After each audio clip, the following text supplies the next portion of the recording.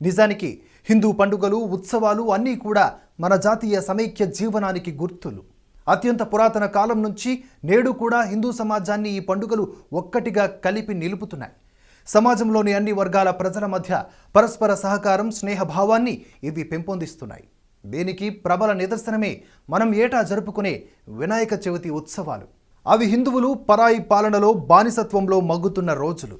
పండుగ రోజున నలుగురు కలిసి తిరిగినా కూడా నేరంగా పరిగణించేది బ్రిటిష్ ప్రభుత్వం. దాంతో ప్రజల్లో భయం ఆవహించింది.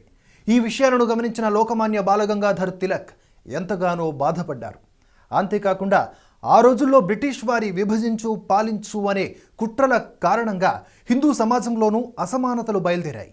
ఇక హిందువులు జాతి వర్గ విభేదాలకు అతీతంగా ఒక్కటి కావడం అసాధ్యమనే పరిస్థితులు నెలకొన్నాయి. హిందూ సమాజంలో అసమానతలు పెరిగిపోతున్న వైషమ్యాలను చూసి ఆంగ్లేయ ప్రభుత్వం